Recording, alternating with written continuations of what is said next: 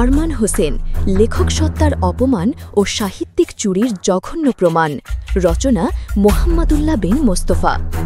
চুরি শুধু ঘরের তালা ভেঙে স্বর্ণালঙ্কার নিয়ে যাওয়া নয়, চুরি শব্দেরও হয়, চুরি ভাবনার, চুরি অনুভবের, চুরি আত্মার।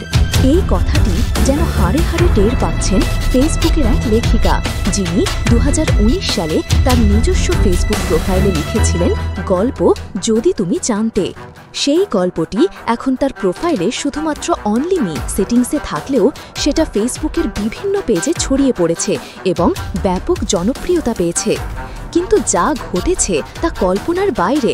গল্পটি হুবহু তুলে নিয়ে আরমান হোসেন নামের এক ব্যক্তি সে অর্ধাঙ্গিনী নামে একটি বই বের করেছেন, যেখানে শুধু কিছু চরিত্রের নাম ও পেশা বদল করা হয়েছে। গল্পের গঠন, অনুভব, বাক্যবিন্যাস, সংলাপ সবকিছু অক্ষত। বইটি প্রকাশ করেছে নবকথন প্রকাশনী। এটা কেবল চুরি নয়, এটা চরিত্রহীন সাহিত্য চর্চার নিদর্শন।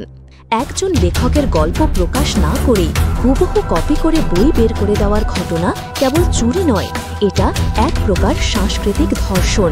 নাম, পেশা আর সামান্য কিছু পরিবর্তন করে একটি গল্প নিজের বলে চালিয়ে দেওয়ার অর্থই হল সাহিত্যের ন্যূনতম নৈতিকতা হারিয়ে গেছে। এখানে কাকতালীয়তার কোনো সুযোগ নেই, এটি একেবারে পরিকল্পিত, সুচারু এবং ঠান্ডা মাথার চুরি। আরমান হোসেনের দায় এবং প্রকাশকের অপরাধ। এই ঘটনায় আরমান হোসেন যদি চুপ থাকেন তাহলে তা তার দোষ স্বীকারেরই নামান্তর। শুধু তাই নয়, নবকথন প্রকাশনী যদি প্রমাণ দেখার পরও কোনো পদক্ষেপ না নেয়, তবে এটা স্পষ্ট যে তারা একাধিক অপরাধে জড়িত। চোরাচালিত গল্প বই হিসাবে প্রকাশ, লেখকত্বের অপহরণে সহযোগিতা, পাঠকদের প্রতারণা। প্রমাণের বাইরে আর কিছু লাগে না। ভুক্তভোগী লেখিকা নিজেই বলেছেন তিনি প্রয়োজন হলে সিরিয়ালভাবে স্ক্রিনশট দিতে প্রস্তুত। আমরা জানি শব্দের গঠনে, গল্পের নির্মাণে, সংলাপের রচনায় একজন লেখকের একটি স্বতন্ত্র কণ্ঠস্বর থাকে, আর সেটাই যদি হুবহু আরেকটি বইয়ে পাওয়া যায় তবে তা প্রমাণের জন্য আদালতের ব্যারিস্টার লাগবে না, যে কোনো বিবেকবান পাঠকই তা বুঝবেন। এই চুরির প্রতিবাদ শুধু একজনের পক্ষে নয়, পুরো প্রজন্মের পক্ষে। এই প্রতিবাদ শুধু সেই লেখিকার নয়, এটা সকল তরুণ লেখক, স্বাধীন সৃষ্টিশীল মনের, সাহিত্যকে ভালোবাসার মানুষের। যদি এই চুরির বিচার না হয় তাহলে আগামী প্রজন্ম লেখার সাহস হারাবে। তারা ভাববে তাদের মেধা যে কোনো সময় লুট হয়ে যেতে পারে। করণীয় কি হতে পারে? 1. সাহিত্যিক আইনি পদক্ষেপ। লেখিকার উচিত কপিরাইট আইনে আইনি সহায়তা নেওয়া, প্রয়োজনে লেখক সমিতি বা কপিরাইট অফিসে অভিযোগ করা। 2. পাবলিক প্রতিবাদ।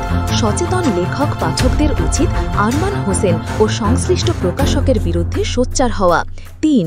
বইমেলা ও অন্যান্য মঞ্চ থেকে বর্জন। এমন চোর লেখককে সাহিত্যের কোনো সম্মানজনক মঞ্চে জায়গা দেওয়া উচিত নয়। বাংলা সাহিত্য আন্দোলনের শেষ কথা। সাহিত্য শুধু ছাপার অক্ষর নয়, এটি আত্মার প্রকাশ। সেই আত্মার যদি অপমান হয় তবে তা গোটা সমাজের বিবেকের ওপর আঘাত। আরমান হোসেন যদি ন্যূনতম বিবেকবান হন তবে তিনি প্রকাশ্যে ক্ষমা চাইবেন এবং বইটি বাজার থেকে প্রত্যাহার করে নেবেন। আর যদি না করেন তবে ইতিহাস তাকে চোর হিসাবেই মনে রাখবে, লেখক নয়।